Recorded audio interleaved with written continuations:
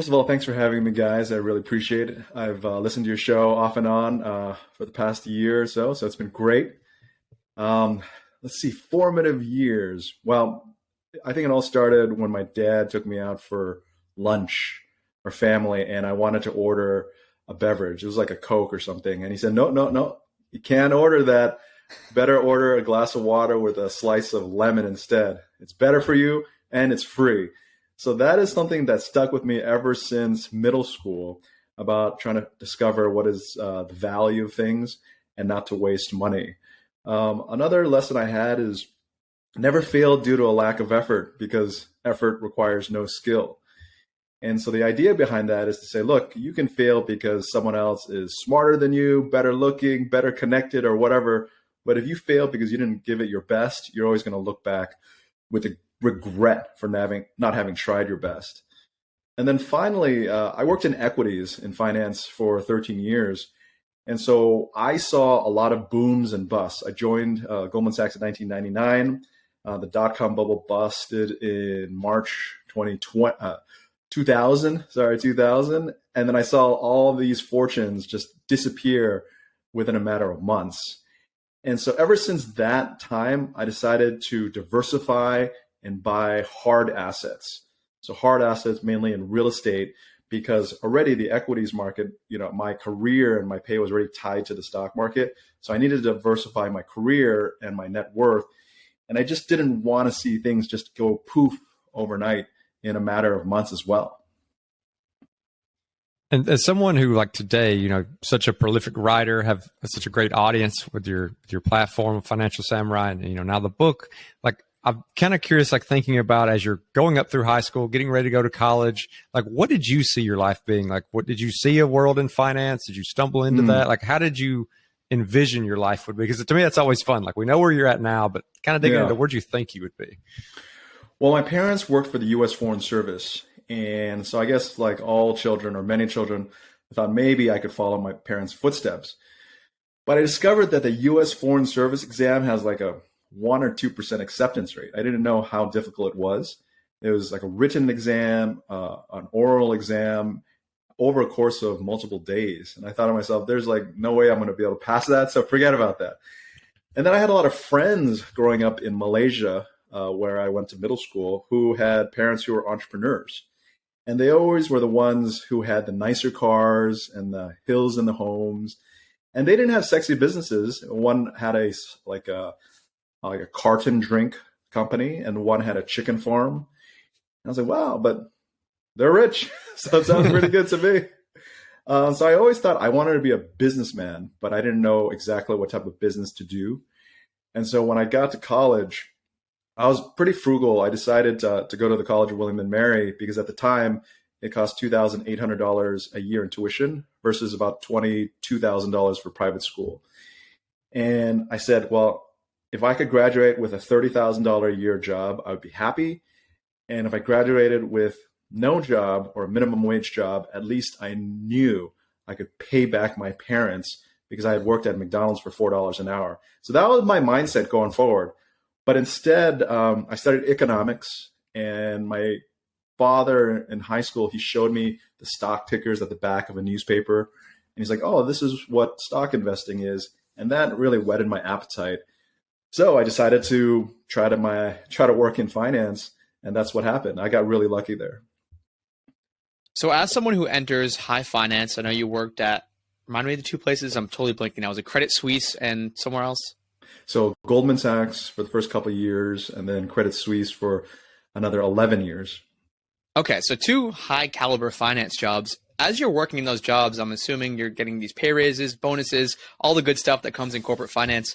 What did your personal finance situation look like? Like, were you being intentionally frugal? Had you already been kind of exposed to this idea of financial independence and financial freedom? Or what did it look like on the expenses side? So my first job in 1999, I thought I had won the lottery joining Goldman Sachs in Manhattan. But the pay was $40,000 base pay. And even at that time, I was thinking to myself, wait, that's it? Because I couldn't rent a apartment in Manhattan on $40,000 because you needed to earn 40 times the average monthly rent.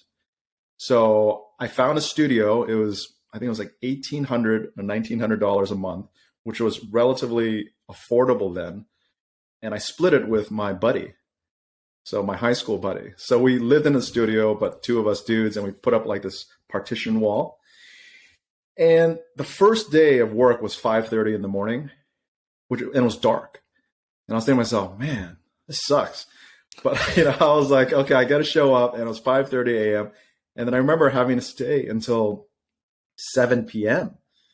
Because that's when my bosses stayed. So that was a long day, right? 13 and a half hours. And then so after the first month, I realized, oh my gosh, there's no way I can last in this high pressure, stressful environment for 30, 40 years like my parents did. It was just too hard. So from the very first month, I said, I need an exit. I need some options. So I decided to save half of my paycheck. So one paycheck, and there's 2 paychecks a month, and then as much of my bonus as possible. But that first day, you said you see that it's like a 13-hour day. You're getting up it's dark. Yeah. You're getting home, it's dark. Like that's a tough life to think about. But you did work in high finance for over a decade. I know a lot of times people who are in those kind of jobs figure out pretty quickly, like they're looking around, they see people that, they're making good money, but they're not happy. Mm-hmm. They're getting driven into the ground. Like what allowed you to be able to make it as long as you did in a career like that? Well, so I joined Goldman in 1999, and that was the year Goldman Sachs went public. Before that, it was a private company. It was the last remaining bulge bracket private company. And so I interviewed with them in 1998 because I went through, it was like 7 months, 6 rounds, 55 interviews. It was crazy. And then so when I finally joined, all the partners and many of the vice presidents made millions, if not tens of millions of dollars. And so I could see my future right then and there if I were to last. So I said, okay, making that kind of money would be nice, but at the same time, they didn't seem much happier. The senior partner in the international equities department went through a divorce. I actually bumped into him in, I think, Montreal, and he was with another woman. It was like, oh, hey, how's it going, David? It was like totally random. And so I was thinking to myself, okay, yes, it would be nice to have some money, a lot of money. But at the same time, I didn't see them as happier. I saw the perspective right then and there because I worked with them for 12 to 14 hours every single day. And so I told myself, I'm going to try to make it by 40. If I can work 18 years, and I crunched some numbers, I could accumulate a certain amount of money to give me the options to be free. But at the end of the day, I left after 2 years because we're going through retrenchments because of the dot-com bubble burst. Came to San Francisco, worked 11 years, and I figured out my way out in 2012 at the age of 34, and that was to negotiate a severance. To keep all my deferred cash and stock compensation, as well as this private investment management forced us to make in 2010. Because if I had quit, then I would have lost literally hundreds of thousands of dollars left on the table. And so that's the golden handcuffs I couldn't leave behind. And so rewinding 3 years is when you first started Financial Samurai. You're definitely an OG in the personal finance space. I even read that Mr. Money Mustache kind of got a launch on your platform doing a guest post on Financial Samurai in the early days, which is just crazy because a lot of people think of him as a pioneer of the FIRE movement. What prompted this start of Financial Samurai? Like what gave you, I guess, the confidence and, the wherewithal and like, I'm going to start this platform and reach millions of readers eventually. That's cool you recognize that. Because I started in 2009, and I feel I helped kickstart the modern day financial independence movement. But I don't think anybody really gives me any credit. And I think part of that reason why is because I've just kept low key and just, I haven't been doing interviews or whatever. I'm just kind of doing my own thing and just living the life the way I want to live. But I actually started thinking about Financial Samurai in 2005 or 2006. Because I had gone to business school part-time from 2003 to 2006. And I was still, dreaming of becoming an entrepreneur one day, doing something. And I was like, well, this sounds pretty good to me. I like to write. I work in finance. Let's do it. But in 2006, when I graduated, I said, well, let's do it in the sense that we got to start working hard for the company that helped pay for 85% of your tuition. And so I was just like, okay, let's just focus on my job. But then once the financial crisis came, I was like, no more excuses. I need a backup plan. So let me just launch. I looked around. There were actually, most people didn't have a finance background. So I was like, okay, let me fill that hole. And so I was like, I need a backup plan and I need something to do because I might get laid off tomorrow because this was like 7 rounds of layoffs a year for the past 2 years. And writing financial content is obviously, it's a little different than if you're trying to help people understand how to cook a recipe or how to do a workout. Like there's a little higher level of implications there. And I don't think I've ever asked anybody this question, but with somebody like you that has such a large platform, is there any kind of like responsibility or weight that you take with that when you're writing an article saying, you know what, I actually think that you should be 100% equities and no bonds or something like that, that people are going to read and they trust you because you have such a voice and they go out and they implement these strategies. Like, do you feel a little responsibility for the outcomes that people are going to have? Well, I do believe money is too important to be left up to pontification. So that's why everything I write is based on firsthand experience. Before I started Financial Samurai, I noticed, let's say someone would write about the importance of investing in real estate, but they had never owned real estate. So I wanted to rectify that situation and just write based on experience, because as the older I've gotten, the more I realize how valuable experience is. And that's one of the reasons why I wrote Buy This, Not That, is because there's a great saying that says, if I knew then what I know now, things would be different. Things would be better, right? And so I'm trying to implement all the experiences I have and my knowledge about finance into tackling various topics. So in terms of the weight of responsibility, I do feel the weight of responsibility to get things right. If you look at my articles, they are pretty detail oriented. I try to have this logic. I'm not didactic in the sense that I say, you got to follow this way or else. I'm very open-minded to try to bring in different perspectives. And that's the great thing about having a platform, is you get to hear people's perspectives and experiences that often you don't hear about or know about, because we all have blind spots. And so I'm trying to bring other people's perspectives and then synthesize them and then make a cogent argument. And then it's up to the reader to say, okay, that makes sense. I'm going to go that route. Or you know what? That doesn't make sense. And here's why. And I think that's a part of the fun, is to have this great discussion. Absolutely. Yeah. Not being dogmatic about any one decision, giving people, here's option 1, here's option 2, whatever one might work best for your situation, run with that one.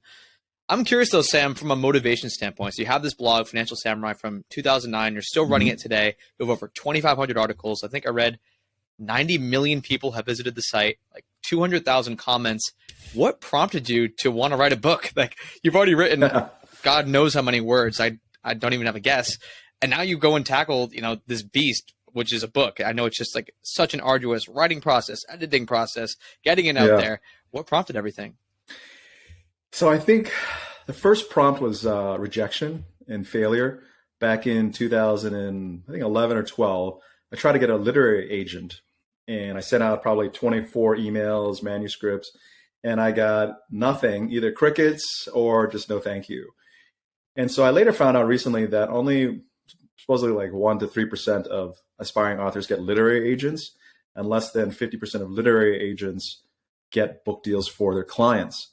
So first it started with rejection. So I said, okay, I tried, screw that. I'm going to self-publish anyway. So I self-published How to Engineer Your Layoff. And it's about severance negotiations back in 2012. So I went through the self-publishing. It was a good experience, registered with the Library of Congress, helped a lot of people, and it's in its 5th edition today. And then at the end of 2019, I was approached by an editor at Portfolio Penguin. And so Penguin Random House is the largest publisher, and Portfolio is one of the most reputable business imprints in the world. And I thought to myself, that would be nice, but I don't want to write a book. It's like too much work. I just don't want to write a book. And then what happened was the COVID happened, right? Lockdowns happened starting in March. It was March 18th, 2020. And I told myself, you know what? If I don't write this book, I'm going to regret not having tried, right? Because never fail due to a lack of effort, because effort requires no skill. And also, I didn't know how long the lockdowns would last. I was hoping, less than 6 months, but obviously the pandemic continues to this day. And I wanted to make good out of a bad situation. I wanted to be able to look back 10, 20, 30 years from now and say, when someone asks, how was the pandemic? I'll say it sucked, but I actually was able to write a book to help people achieve financial freedom sooner. And so I just got on it and I decided to write 6 a.m. to 8 a.m., 8:30 a.m. every single morning and just get on and try to fill this hole of actually writing a good book that goes deep into many topics that is unique.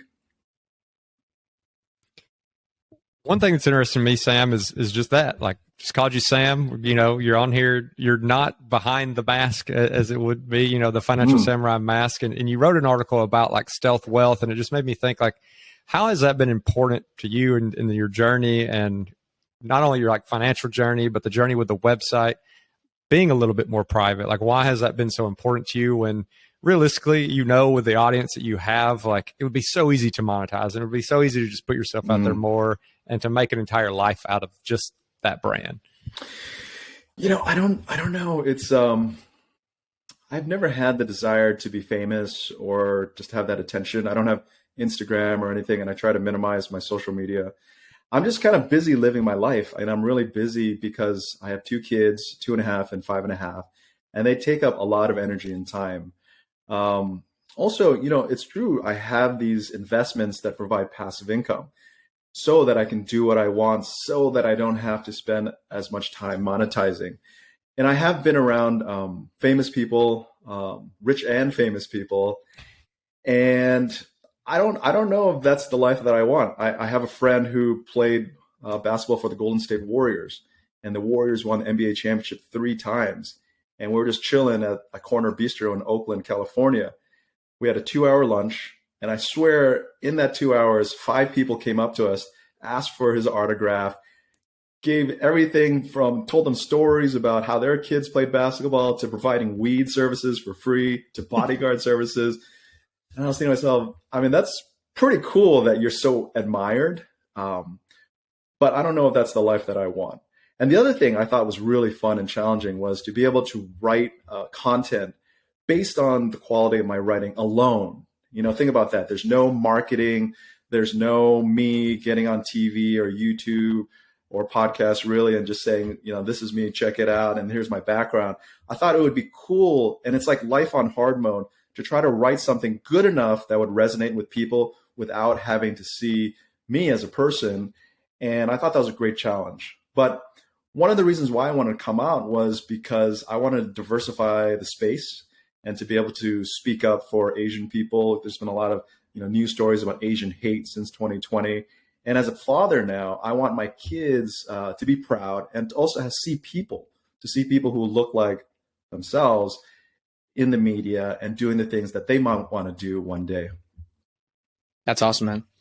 Well, even though you say you're not on Instagram, you're not, just posting left and right, you are creating so much helpful content for people out there. So it's not like you're just, accumulating millions of dollars worth of real estate and, just raking it in and not telling a soul. Because you could do that too. You could be completely anonymous, like zero content out into the internet, not helping anyone, just kind of, living off whatever dividends you're creating for yourself, whether that's through real estate or business.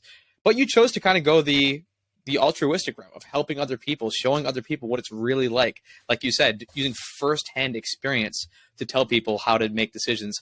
So has that always kind of been a passion of yours? Like from the very beginning, you're like, I am going to document this entire journey. I'm going to I'm going to spill all the financial beans, whatever kind of comes into my life. I want other people to, know how it really is. Well, I think I started Financial Samurai partly due to fear. I think fear is one of the key ingredients for achieving financial independence. I didn't want to mess up college too bad because I feared disappointing my parents. I didn't want to be homeless or jobless for too long, which is part of the reason why I started Financial Samurai. So I really understood that emotion of fear and just kind of getting kicked to the curb. Society doesn't want you, you don't have a job. And it's like a really emotional process. So I found that writing the good and the bad was very cathartic for the soul. And I found that I was able to connect with other people who were going through these traumas or uncertainties or anxieties. And collectively, when you hear from other people going through what you're going through, you feel better about yourself. And you also feel like hey, you can help them out and share with them, what to look for, because there's so many blind spots. There's so many landmines out there. You just don't know.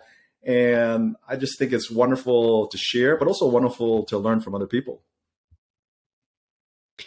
One of your articles that I came across talked about like times not to retire early, and the one that stuck out to me was the one where it talked about being accustomed to lying to yourself. And a couple of the ones you read or you wrote were like, I don't have a problem with drawing 4% or more, or I don't think I'm going to have big medical expenses, or I'm okay living extremely frugally.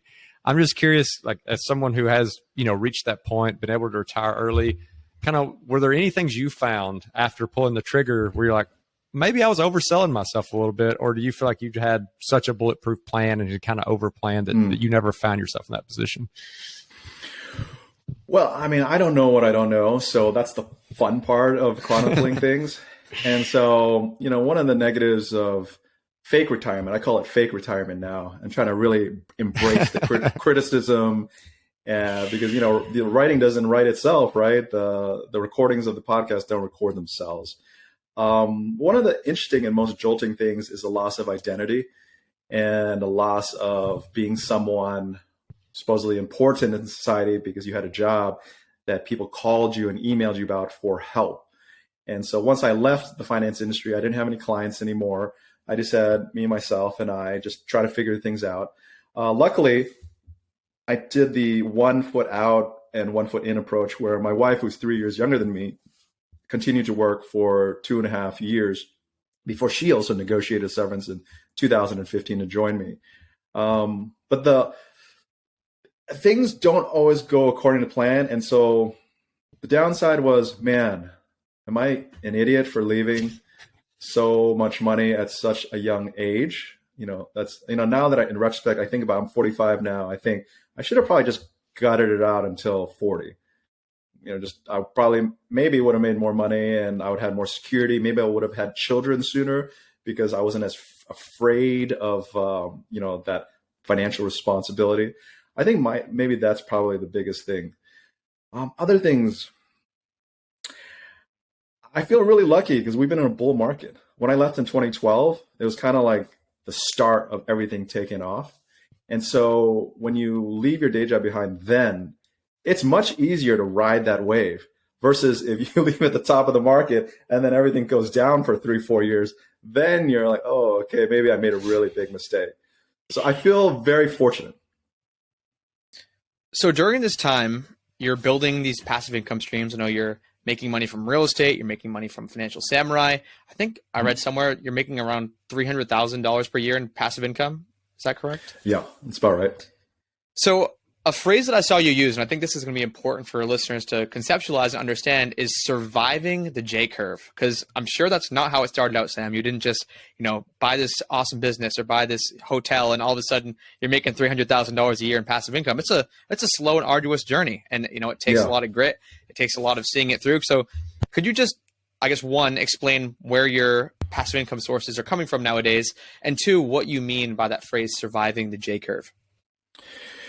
So I had a goal of generating enough passive income to cover my basic living expenses. And that's my definition of financial independence, having enough passive income to cover basic living expenses. And you can go higher or lower, and that becomes just a whole subjective matter. So in 2012, it was about $80,000. And so when my wife left in 2015, I said, well, might as well believe in equality and double that to about 150,000. And so that was kind of the idea, to plow any money I made online back into passive income generating investments. And then once our son was born in 2017, I said, well, higher healthcare insurance, preschool costs $2,500 a month after taxes here in San Francisco. Let's add on another 50,000. So we're at 200,000. And our daughter was born in end of 2019. Let's add on another 50,000. So we got to 250,000. So in other words, there is don't expect your spending and your desires and your needs for income to stay static once you leave your day job behind. It's always going to be changing. You just never really know. I mean, I didn't even know that we were going to have children really. I mean, because we thought about it, we're like, oh, I don't know. And then we tried for a couple of years, didn't work. But then, we were blessed with a son in 2017. So right now our construction is 50% of our passive income comes from real estate. 30% comes from dividend stocks or dividends from stocks. I would say about 5% come from risk-free. 10% comes from AA municipal bonds, so tax-free from state and federal income. And then the rest is private investments in venture capital, venture debt. And so that's our construction. And I don't want to have more than 50% of one asset class as part of my net worth, but that 50% is real estate. But the thing is, if I had 70% in real estate, I'd probably be okay, because I like real estate given it's dependable, it provides utility, shelter, and the income is pretty sticky. And you just mentioned that you also you do some investment with like venture capital, private investing. What does that look like? And is that something that a normal person could get into, or is it something where you have to reach kind of like a certain point before those doors open? I think most private investments, you need to be an accredited investor. So I think it's like 250,000 income or $1 million net worth, excluding your primary residence.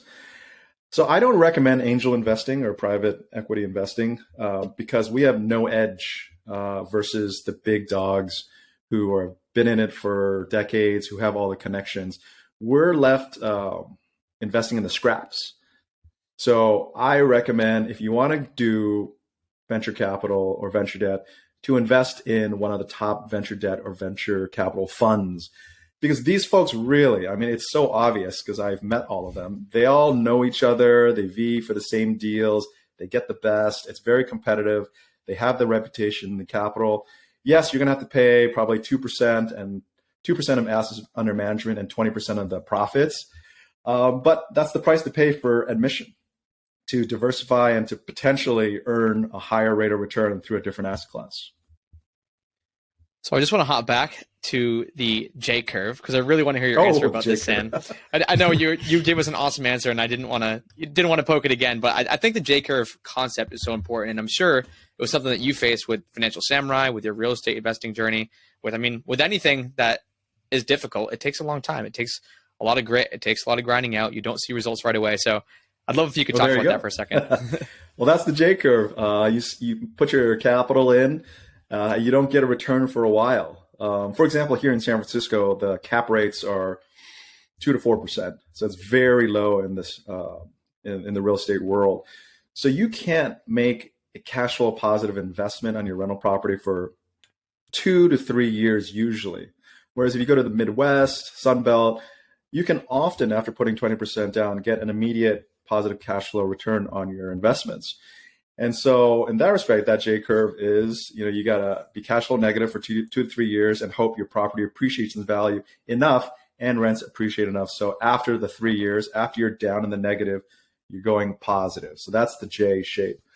In terms of Financial Samurai, I mean, there's not really a J curve because the cost to start a site. I mean, back then in 2009, I paid someone $500 on Craigslist to start my site because I didn't know what I was doing, right? And then I think I have to pay another $250 to design, my original emblem. But that was really key because I didn't want to spend money, I didn't know what to do, but paying someone who knows what they're doing to help you start, I think that's more than 50% of the battle. And then once you start, you figure things out on your own. You learn the basics, you tweak things.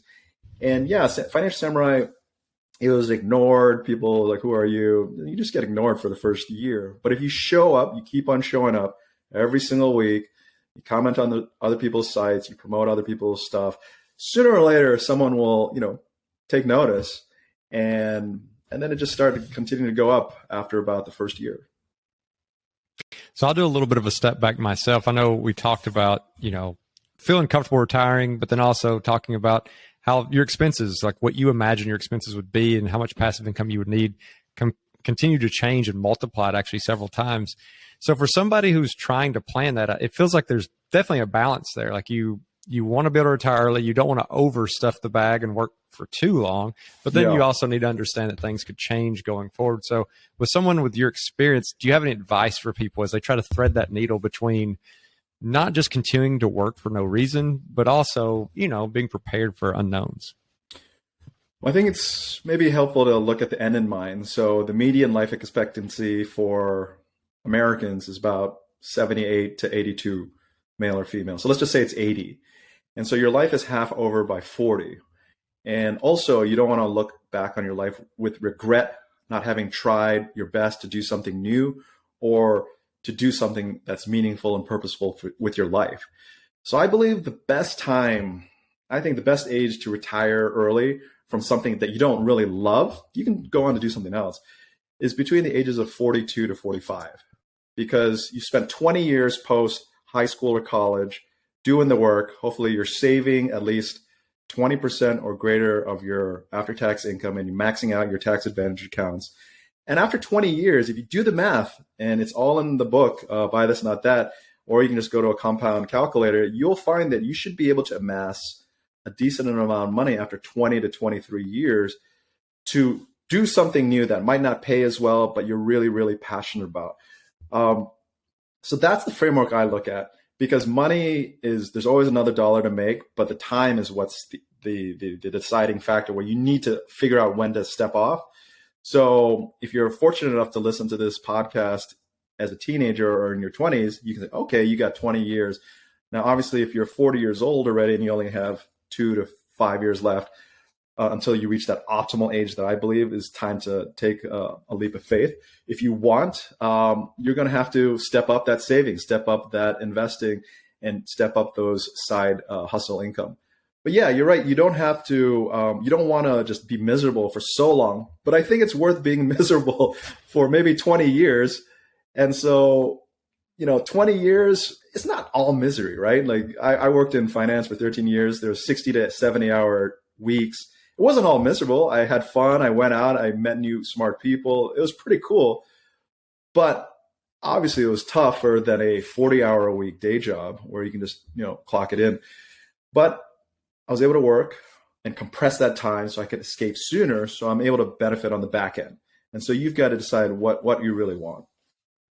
So to piggyback off of Justin's question a bit, I know something you talk about in your book, Buy This, Not That, is whether you should job hop or kind of just stay at one company for a prolonged period of time. Like in this example, you get into a company and you stay and grind out for 20 years. But even Justin, you as an example, has benefited immensely from job hopping, like just taking better offers and weighing those offers against each company. Yeah. So Sam, I was hoping you could weigh in, because I know a lot of our audience members are probably faced with this dilemma and aren't quite sure how to navigate it. So I believe, unfortunately, company loyalty is dead, because in any downturn, the company will lay people off to try to save their bottom line. So I think the optimal amount of years you should work at a company is between 3 to 5 years. First year, you're getting to know people, you're, building your reputation, and then you can do really good stuff over the next 2 to 5 years or 2 to 4 years. And then if you see a better opportunity, you should go take it, because every single year that you stay at a company, it's your discount to market rate salary grows just a little bit. And so after about 5 years, your discount to market rate, I think, is about 30% or more, because it's almost kind of like inflation. You're never going to catch up. You're not going to keep pace with your job value inflation in the market, because your company is not going to pay you that. Why would they, right? The longer you stay, the greater the discount, the more they save. So if you want to accelerate your path to financial independence, you should job hop every 3 to 5 years. And 5 years is a very respectable time to stay at any one firm. If you're job hopping every 1 to 2 years, it's really dangerous, because any manager who looks at a resume of, 7 places in 10 years is going to pause and be like, yeah, I don't want to spend 6 months training you, pursuing you, and then you're going to leave in 6 to 1 year, right? So I think that ideal balance is 3 to 5 years. And we've obviously been sitting here kind of peppering you with questions, getting a lot of, and kind of teasing out some rules of thumb from you. I'm curious, as somebody who's written so much content, I assume you probably consume a good bit of content as well. Are there any like rules of thumb or things you see other people in the personal finance space putting out there that kind of get under your skin a little bit, or you just can't agree with? Nothing really gets under my skin. It's like, it's pretty cool that people just share their stuff. I just find it really funny when people get all hot and bothered, and flustered if I say something and I share my opinion, even though it's backed with a lot of thoughtfulness. I think one of the controversial things, in the personal finance space is regarding the safe withdrawal rate. I find it is really cool and interesting that there are retirement researchers who have great incomes and nice pensions who talk and write about retirement when they have no idea what it's really like to not have a day job anymore. And so you can pontificate all you want, but I say until you're in that fire and you don't have that steady income stream, it's really hard to know. And so the 4% rule is something that was created in the 1990s. And in the 1990s, the risk-free rate of return, which is the 10-year bond yield, was between 5 to 6%. So in other words, you can get a risk-free return by just buying a 10-year bond, treasury bond, and earning 5 to 6%. So obviously, you could withdraw from your portfolio at a 4% rate of return and be okay. I mean, it's like obvious, right? But I don't know if anybody realizes that it's obvious. And so I really wanted to challenge that notion because 1990s was a very long time ago. And so just like you're not, writing handwritten letters to your buddies, you're not, shouldn't be following a rule that was created 30 plus years ago, right? And so I talk about a financial samurai safe withdrawal rate. And that is to take 80% of the 10-year bond yield, whatever it is at the time. So right now, the 10-year bond yield is at 3%.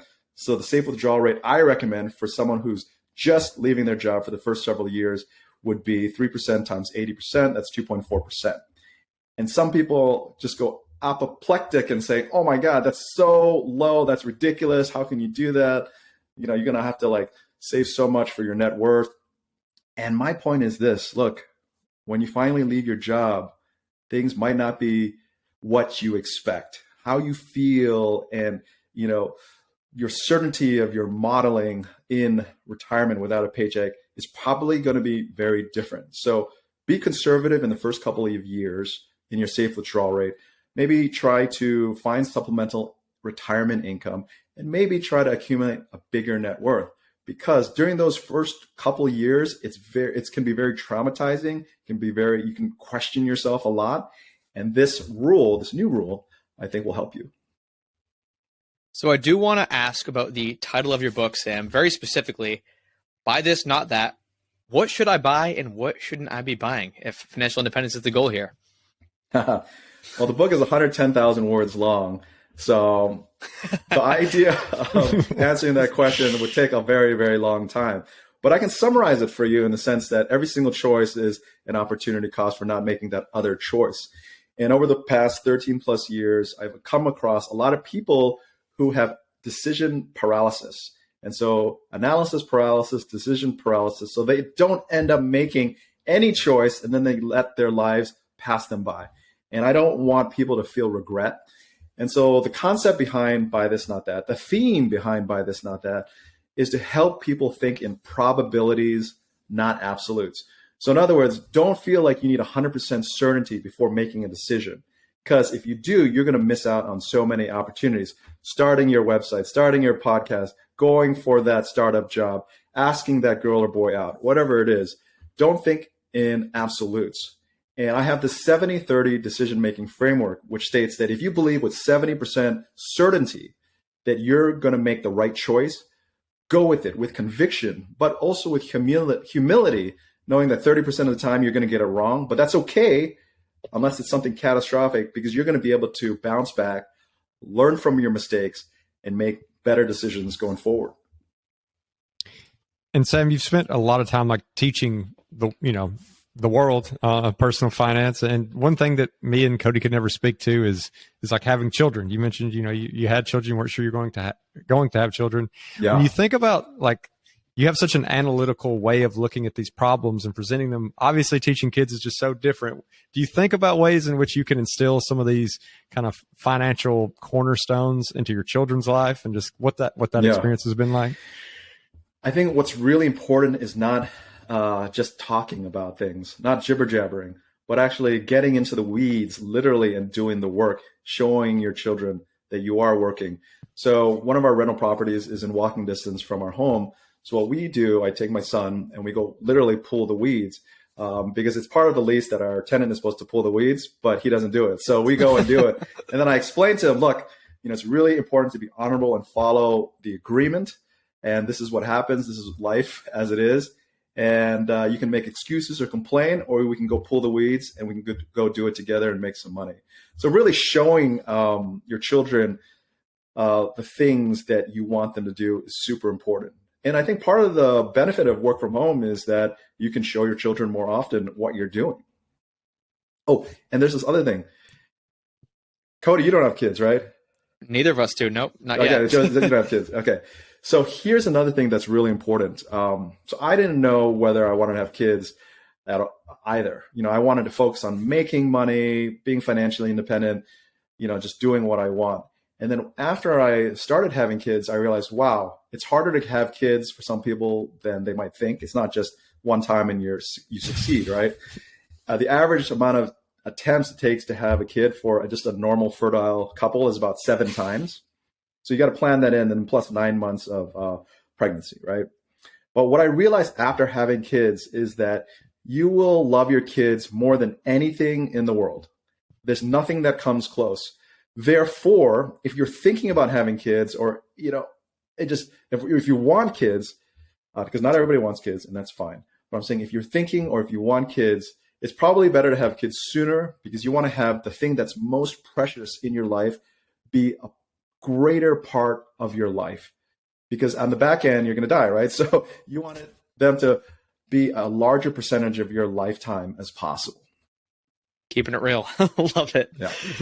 Something I saw you write about was kind of legacy, whether you should kind of keep the bank of mom and dad open for your kids. What are your thoughts around that? Like, are you going to gift these rental properties, some of these angel investments down to your kids? Or are you wanted to die with 0 people, or are you somewhere in between? Well, I think dying with 0 is a good concept. And if we can all have a net worth of 250 million or greater, like Bill does with Die with 0, we can all die with 0, because it's hard to spend $250 million. So that's a position of privilege and luxury that I think people need to recognize. It's easy to say money doesn't matter if you have a lot of money. Okay. But in terms of what to do with the assets, it's a tough question that we're going to go through, and we plan to educate our children as much as possible about the value of money and the importance of hard work. Do the work, because hopefully by the time they're 18 or 20, they will appreciate the money and they're not going to spend it and splurge it and take things for granted. I think it's important, anybody, to set up revocable living trusts, because if you die and with just a will and no trust, you go to probate court, which is more expensive and it takes longer and it's public. So that's not a great thing. So revocable living trust is important. If you have the luxury to make lots and lots of money, it's interesting because the estate tax threshold right now is 12.06 million per person, which is a top 1% net worth. But if you have the luxury to accumulate way more than that, I would say it makes more sense to give that money away above the estate tax threshold. And so if you're trying to think about limits on how much to give, the estate tax threshold is probably maybe the max you should probably give, and that's still a ton of money. And then it's up to us to think about when to give. So it's probably more efficient to give our children money and help them while we're still living, right? Because if we're dead, most of us die when our kids, if we have kids, when we're, let's say 80 and they're 50, it's not really beneficial to help someone when they're 50, but it's more beneficial to help them when they're in their 20s and 30s, when they're family formation, purchasing a home perhaps. So it's a tough question, but I think I will probably try to help them with their education and maybe with a down payment as a loan. And then we set up these terms. And if by the time they pay everything off, it's going to be a question, well, you know what? Don't worry about it. You don't have to pay me back because you're a good kid and you're doing what's right. Or I'll be like, well, actually, you need to keep on paying me that high interest rate loan. It all depends. Strong arm 'em, strong arm. Yeah. I guess what leads to knowing how much you would have left in the first place is kind of how you're managing that spending now. So as someone who's reached the levels that you've reached, what does kind of spending look like now? Like, have you really unleashed the pocketbook and splurging a lot more on things, or, what has that transition been like over your life? So it's interesting. So I made a promise to myself at the age of 45, I would start decumulating. And so I'm 45 this summer. And so I've started, and it's been somewhat difficult because you spend 20 plus years post high school or college saving, investing, being frugal, and trying to, build more capital. And so it's very, I would say, disconcerting, a little bit unusual to spend more money than you can save. So like everything, it's kind of like baby steps. So what I've decided to do is start spending more on food. Food is easy because we have to eat every day. So instead of ordering a McDonald's $1 cheeseburger, maybe I'll get a gourmet $8 or $10 burger. That's like just one example. And then I started giving more. I've given more money to this Pomeroy Center, which is for disabled youth and adults. 15% of the world's population has a disability, from moderately severe to highly severe. And I think this is the minority group that the world should fight the most for. And so it's about baby steps and spending more money, but I also plan it out. Like, okay, how much money do I think I will end up with in 5, 10, 15, 20 years? And is that a reasonable amount of money to die with? Because if you die with millions, that's a waste of time and effort and stress that you went through, right? And so I'm trying to model it out so I spend more and more gradually, so it doesn't end up where I'm just, dying with all this money, which I think I'll feel really, really stupid. So I'm trying to be more intentional with the spending, and it's starting in 2022. Awesome. Well, I'm sure our listeners will be excited to follow along with your journey and read the book. And like you said, it's like basically a decision-making framework for money, for life, for everything, buy this, not that. For folks who want to read the book, get in touch, follow along, where are the best places to do that, Sam? Yeah, you can just go to financialsamurai.com/BTNT for buy this, not that, or you can go directly to anywhere that sells books. And if you want to subscribe to my free weekly newsletter where I talk about the most important things of the week and share my thoughts candidly, you can also go to financialsamurai.com/news, NEWS. Well, Sam, thank you so much for giving us some time today, giving the listeners some time. Love your analytical approach and just all the thought that you put into the words that you put out there. Well, thanks so much, guys. And I really encourage listeners to go for it, to take your shot, because the fear in your head is often way greater than the reality. Always think about what's the worst that can happen. It's probably not that bad. Just keep on taking your shot.